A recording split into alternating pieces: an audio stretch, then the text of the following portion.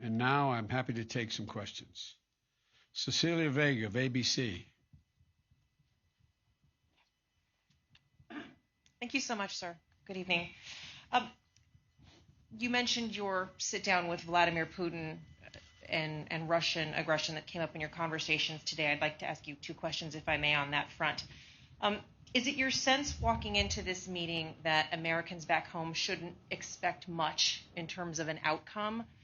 Could you provide some specifics on what a successful meeting would look like to you? Are there going to be specific concessions you want Putin to make? And then I'll just give you my follow-up right now. You've met Vladimir Putin before. What have you learned about him that informs how you approach this sit down with him? And what's your mindset walking into a meeting with a former KGB agent who you've said has no soul? I'll tell you all that when it's over. Look, I've been doing this a long time. The last thing anyone would do is negotiate in front of the world press as to how he's going to approach a critical meeting with another adversary and or someone who could be an adversary. It's the last thing I'm going to do. But I will tell you this. I'm going to make clear to President Putin that there are areas where we can cooperate if he chooses. And if he chooses not to cooperate and acts in a way that he has in the past relative to cybersecurity and some other activities, then we will respond. We will respond in kind. There need not be. We should decide where it's in our mutual interest, in the interest of the world, to cooperate and see if we can do that. And the areas where we don't agree, make it clear what the red lines are. I have met with him. He's bright. He's tough. And I have found that he is as they say when he used to play ball, a worthy adversary. But the fact is that I will be happy to talk with you when it's over, not before, about what the discussion will entail. Nancy Cordes, CBS. Thank you, Mr. President. I also have two questions about Vladimir Putin. The first is, have any of the world leaders you've met with this week expressed concern that by meeting with President Putin this early in your presidency, that it'll look like you're rewarding him? What's your second question? The second question is what it will mean for the U.S.-Russia relationship if Alexei Navalny were to die or be killed in prison. Every world leader here as a member of NATO that spoke today, and most of them mentioned it, thanked me for meeting with Putin now. Every single one that spoke. And I think there were probably about 10 or 12 that spoke to it, saying they were happy that I did that I was going to do that. And they thought it was thoroughly appropriate that I do. And I had discussions with them about, in the open, about what they thought was important from their perspective and what they thought was not important. And so the interesting thing is, I know, and I'm not being critical of the press, I really mean this, give my word, but generically you all thought, was Biden meeting him too soon? I haven't found a world leader who doesn't think it's not soon, it's just soon enough. Everyone that I've spoken to, privately and publicly, doesn't mean there aren't some out there, but it's not likely that a head of state is going to stand up in front of 29 other heads of state and say, boy, I'm glad you're doing this, in effect. So there is a consensus. And they thanked me for being willing to talk with them about the meeting and what I intended to do. So I haven't found any reluctance. There may be someone, but not in open today or in the meetings I privately had as well. And Navalny's death would be another indication that Russia has little or no intention of abiding by basic fundamental human rights, it would be a tragedy. It would do nothing but hurt his relationships with the rest of the world, in my view, and with me.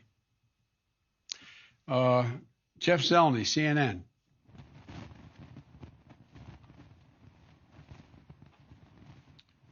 Sir, good evening. Thank you.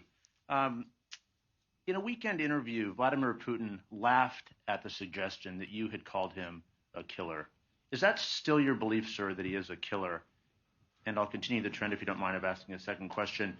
Do you believe if he does agree to cooperate, then what kind of a challenge do you find yourself in? How would you ever trust him? And if Ronald Reagan said trust but verify, what do you say to Vladimir Putin? To answer the first question, I'm laughing too. Well, look, I mean, he has made clear that the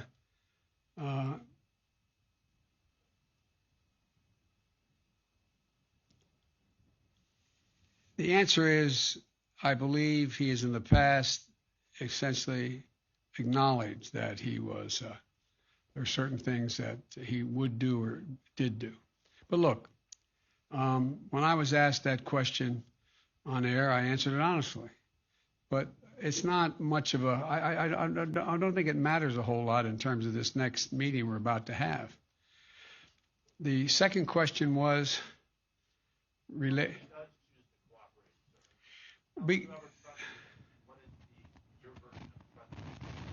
I'd verify first and then trust. In other words, everything would have to be shown to be actually occurring.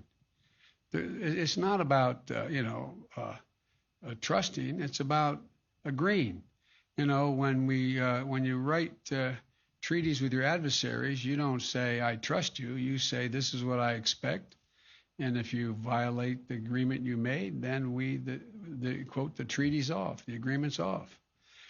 And I'm hoping that that President Putin concludes that there is some interest in terms of his own interest in changing the perception that the world has of him in terms of whether or not he will engage in behavior that's more consistent with what is considered to be appropriate behavior for head of state.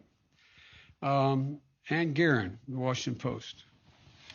Thank you, Mr. President. Here at this meeting and earlier at the G7, you've said several times that America is back at allies' side. But a lot of those allies are themselves pretty rattled by what happened on January 6th, an attempted overturning of your election. And they may still be alarmed by the continued hold that Donald Trump has over the Republican Party and the rise of nationalist figures like him around the world. What do you say to those allies? What have you been saying to them at these meetings about how the next president of the United States can keep any promises you make? What I'm saying to them is, watch me. I mean, I'm not saying anything, quite frankly. I'm just going out. People, as I've said before, don't doubt that I mean what I say, and they believe that I keep my commitments when I say it. I'm not making any promises to anyone that I don't believe are overwhelmingly likely to be kept. I think that we're at a moment where, I mean, let me put it this way.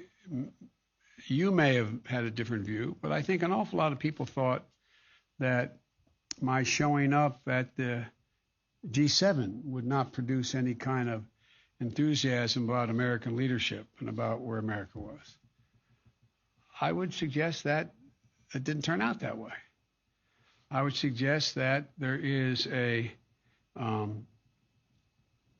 leaders I'm dealing with in NATO and the G7 are leaders who know our recent history, know generically the character of the American people, and know where the vast center of the public stands.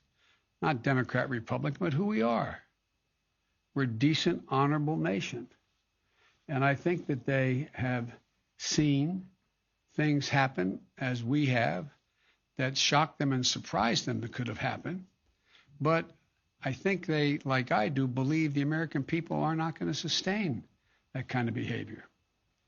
And so I don't want to get into these statistics because, that old phrase is the Israelis, there's three kinds of lies, damn lies, and statistics. But I think it's appropriate to say that the Republican Party is vastly diminished in numbers. The leadership of the Republican Party is fractured, and the Trump wing of the party is the bulk of the party, but it makes up a significant minority of the American people. Now, we'll see. We'll see. I believe that by us standing up and saying what we believe to be the case, not engaging in the overwhelming hyperbole that gets engaged in by so many today, that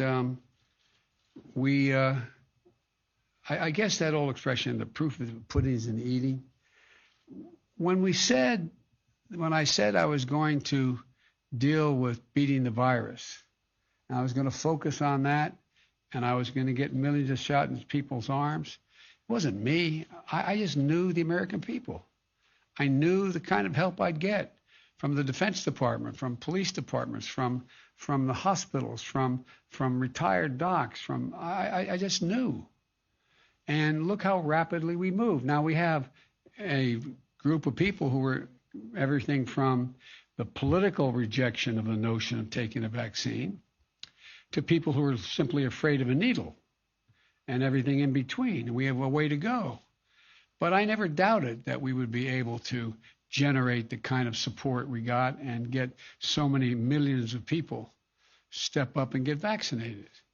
So I think it is a shock and surprise that what's happened in terms of the consequence of President Trump's phony populism has happened. And it is disappointing that so many of my Republican colleagues in the Senate, who I know better, have been reluctant to take on, for example, an investigation because they're worried about being primaried. But at the end of the day, we've been through periods like this in American history before, where there has been this reluctance to take a chance on your reelection because of the nature of your party's politics at the moment. I think this is passing. I don't mean easily passing. That's why it's so important that I succeed in my agenda. The agenda, whether it's dealing with the vaccine, the economy, infrastructure, it's important that we demonstrate we can make progress and continue to make progress. And I think we're going to be able to do that. So, as I said, the proof will be in where it is, 6 months from now, where we are. But I think you're going to see that there's that God willing, we're going to be making progress, and there's going to be a coalescing of a lot of Republicans, particularly younger Republicans who are coming up in the party. And last question, Sebastian Smith of the AFP. Thank you, Mr. President. Ukraine wants a clear yes or no on getting into the NATO membership action plan. So what's your answer? And if I may, a second part to the same question. Well, now that Russia has invaded parts of Ukraine, does that effectively rule out Ukraine ever entering NATO, given that being in NATO would mean the US and NATO having to defend Ukrainians against Russia? Thank you. The second question is, the answer is no. The first question, it depends on whether they meet the criteria. The fact is they still have to clean up corruption. The fact is they have to meet other criteria to get into the action plan. And so it's, school's out on that question. It remains to be seen. In the meantime, we will do all that we can to put Ukraine in the position to be able to continue to resist Russian physical aggression. And it will not just depend on me whether or not we conclude that Ukraine can become part of NATO. It will depend on the alliance and how they vote. But I know for one thing, they have to convince, and it's not easy. I made a speech years ago to the Rada saying that Ukraine had an opportunity to do something that's never occurred in the history of Ukraine. Actually generate a democratically elected and not corrupt, led by oligarchies in any of the regions, nation. And I pointed out to them when I made that speech that they will go down in history as the founding fathers of Ukraine if in fact they do that. They have more to do, but that does not justify the fact they have more to do. Russia taking aggressive action either in the Donbass or on the sea or in any part of Ukraine. And we're going to put Ukraine in a position to be able to maintain their physical security. Thank you all so very much. Sorry you're all here so late. Thank you very much.